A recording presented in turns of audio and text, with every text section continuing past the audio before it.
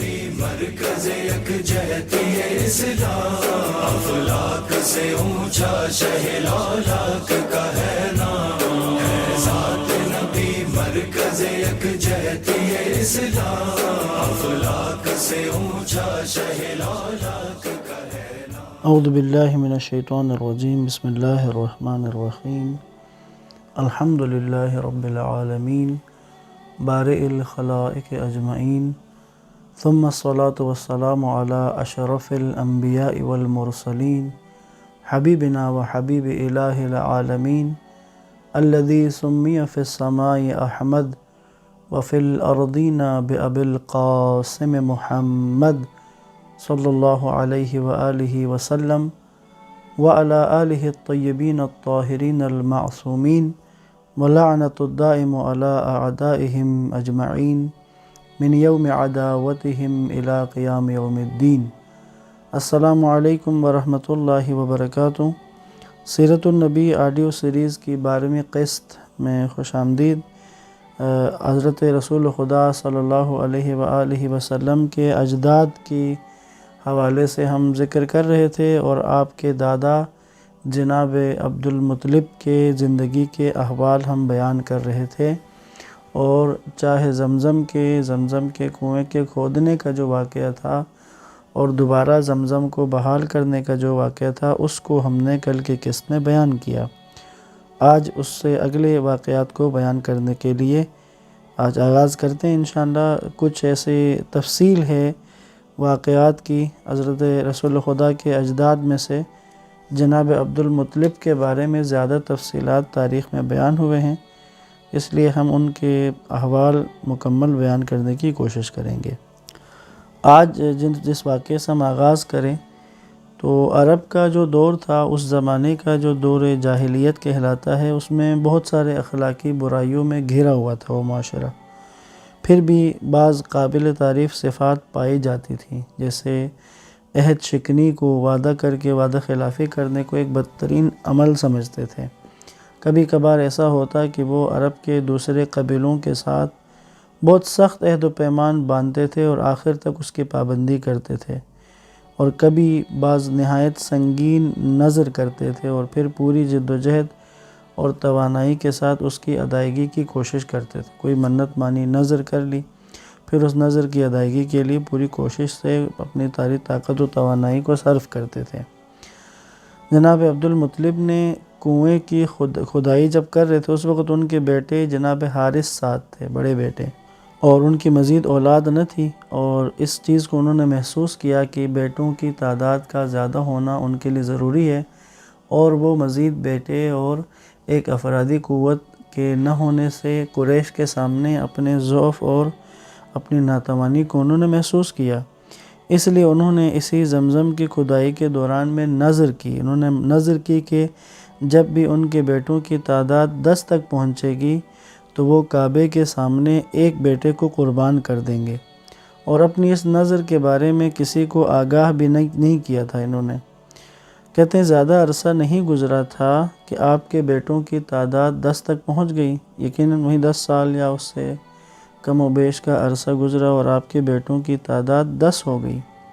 یا اگر ازواج ایک سے زائد ہوتی ہیں تو چند سالوں کے اندر ہی 10 بیٹوں کی تعداد 10 پہنچ گئی، بیٹوں کی تعداد 10 تک ہو گئی۔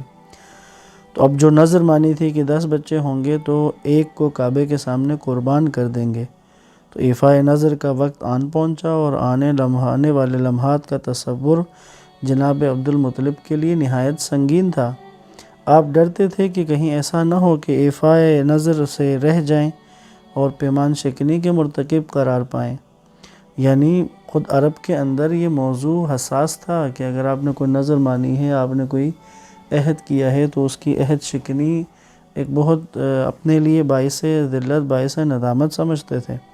اب حضرت عبد المطلب نے جو نذر مانی تھی اور اب 10 بچے پورے ہو گئے، تو اس نذر کی تکمیل کے لیے پریشان تھے اور اس کو کرنا چاہ رہے تھے۔ اس لیے انہوں نے سوچا اور اپنے اس مسئلے کو اپنے بیٹوں کے سامنے رکھا اور ان سے رضامندی حاصل کر لی۔ جب بیٹے راضی ہو گئے تو کہا کہ ان میں سے انتخاب کرنے کے لیے قرعہ اندازی کی جائے گی، اور قرعہ ڈالا گیا اور جب قرا ڈالا گیا تو اس کا جو نام نکلا اس قرے میں وہ حضرت عبداللہ کا نکلا، جناب عبداللہ علیہ السلام کا، رسول خدا کے والد گرامی کا۔ تو جب یہ نام نکلا تو جناب عبد المطلب نے جناب حضرت عبداللہ کا ہاتھ پکڑا اور ان کو لے کر قربان گاہ کی طرف چل دیے۔ قریش کے لوگوں کو اس واقعے کی اطلاع ہو چکی تھی،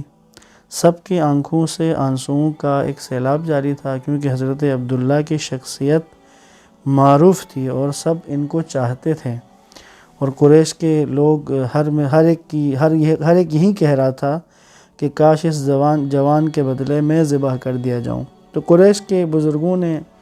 حضرت عبد المطلب سے آ کر بات کی اور ان سے کہا کہ اگر اس کا فدیے سے مال دیا جا سکتا ہے تو ہم ساری دولت و ثروت پیش کرنے کو تیار ہیں۔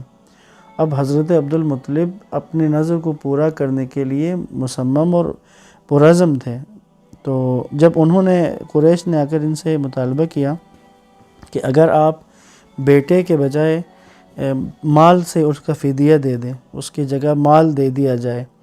تو جناب عبد المطلب جو ہیں احساسات کے اس پرجوش سمندر کے سامنے حیرت میں غرق تھے اور سوچتے تھے کہ کیا کریں، اور اس بات کا خوف بھی تھا کہ عہد شکنی نہ ہو جائے۔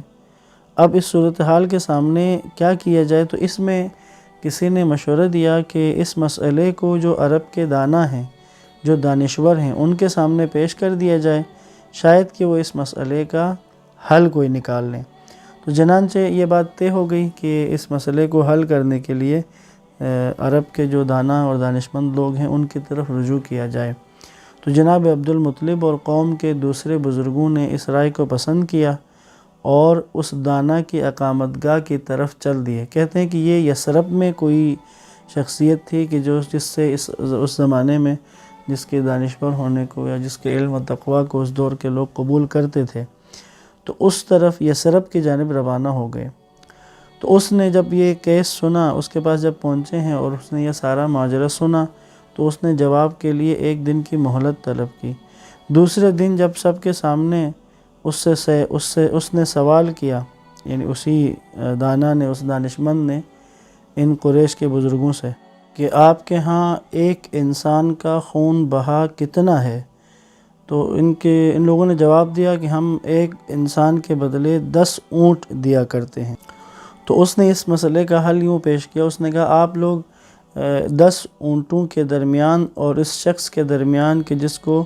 قربانی کے لیے منتخب کیا جا چکا ہے، قرآن اندازی کیجئے، یعنی ایک طرف 10 اونٹوں، ایک کاغذ پہ، ایک پرچی پہ 10 اونٹوں کے 10 اونٹ لکھے جائیں اور ایک کاغذ پہ حضرت عبداللہ کا نام لکھا جائے اور دونوں کے درمیان قرعہ نکالا جائے، اور کہا کہ آپ اگر قرعہ نکالتے ہیں اور نام حضرت عبداللہ کا نکلتا ہے اونٹوں کی جگہ، تو آپ اونٹوں کی تعداد بڑھا دیں، 20 اونٹ کر دیں، اور اس کے بعد دوبارہ قرعہ ڈالیں، اسی طرح پھر 30 کر دیں، یعنی 10 کے حساب سے اونٹوں کی تعداد کو بڑھاتے جائیں اور اسی طرح قرعہ اندازی کی جائے، اور اگر پھر اسی کا نام آ جائے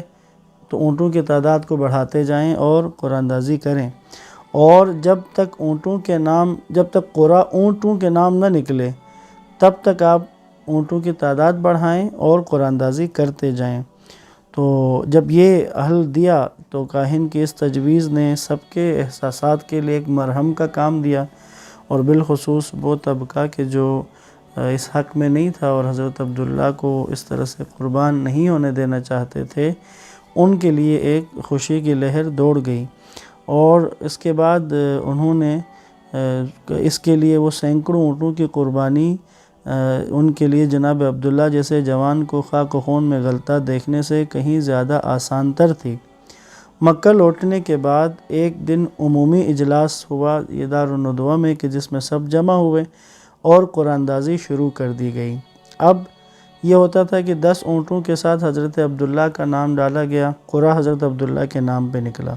20 کے ساتھ ڈالا، حضرت عبداللہ کے نام قرعہ نکلا، 30 کے ساتھ کیا، حضرت عبداللہ کا نام، 40 کے ساتھ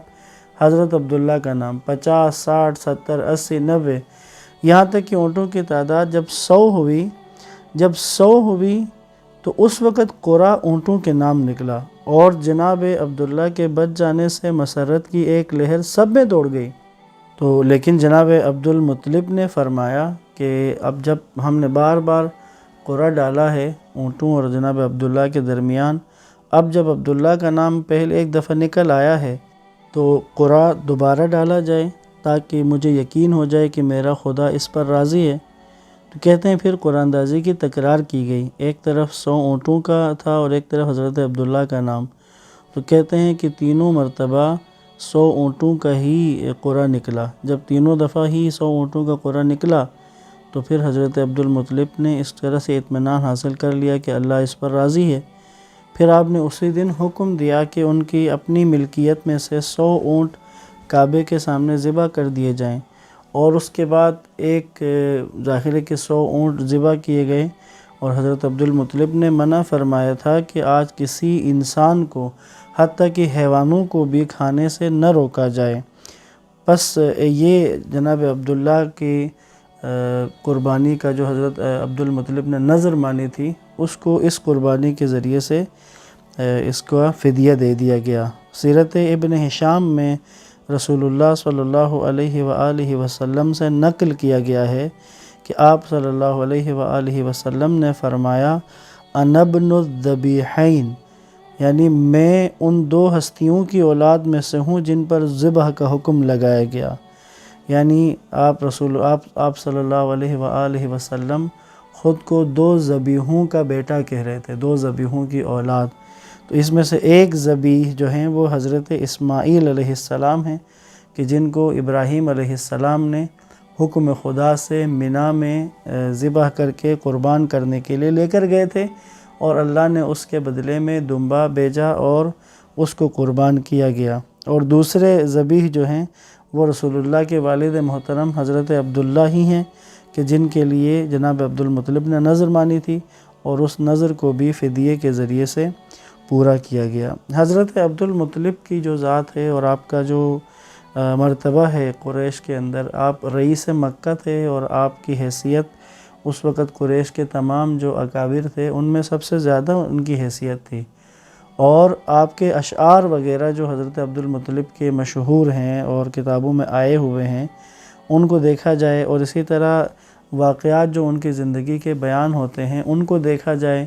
رسول خدا صلی اللہ علیہ وآلہ وسلم کی ولادت اور اس سے لے کر 8 سال کی عمر تک اللہ کے نبی کے دادا زندہ رہے ہیں، اس دور کو دیکھا جائے، اس دور کے واقعات کو دیکھا جائے تو ایک ایسی شخصیت نظر آتی ہے جناب عبد المطلب کی کہ جو توحید پرست ہیں، جن کے اندر توحید ان کے الفاظ میں، ان کی ادائیگی میں، ان کے بولنے میں، ان کے اقوال میں، ان کے اطوار و افکار و کردار میں ہمیں توحید کی جھلک نظر آتی ہے۔ اور یہ وہیں دین حنیف ہے کہ جس کے پیروکار اس حجاز میں، عرب میں موجود تھے۔ دین حنیف یعنی اس حضرت اسماعیل علیہ السلام کے ذریعے جو دین ابراہیمی منتقل ہوا ان کی اولاد میں، جس پر عرب کے ایک حصہ، ایک طبقہ جو انہی قوانین اور اسی آئین اور انہی اصولوں کے مطابق اپنی زندگی گزار رہے تھے۔ تو حضرت عبد المطلب اور دیگر بھی اس حجاز کے علاقے میں بسنے والے قریش کے وہ افراد، وہ سردار، وہ لوگ کہ جنہوں نے دین حنیف کا دامن تھامے ہوئے تھے اور جو دین حنیف کے مطابق اپنی زندگی گزار رہے تھے، تو ان کے ہاں اللہ کے بارے میں بات اور توحید کے بارے میں بات جاری رہتی تھی، اور یہ لوگ بتوں کے آگے سجدریز نہیں ہوتے تھے۔ کعبے میں بھی طواف کا جو سلسلہ تھا، جیسے حضرت عبد المطلب کے بارے میں شہرت ہے کہ آپ جو برہنہ طواف کی جاتی تھی اس کی مخالفت کرتے تھے،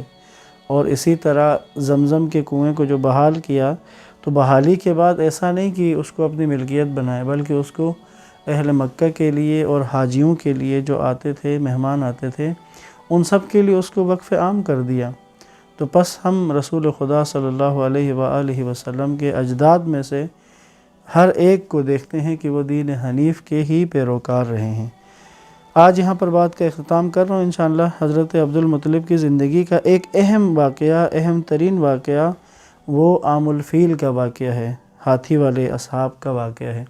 تو وہ انشاءاللہ کل کی گفتگو میں تفصیل سے آپ کی خدمت میں عرض کروں گا۔ والسلام علیکم ورحمۃ اللہ وبرکاتہ۔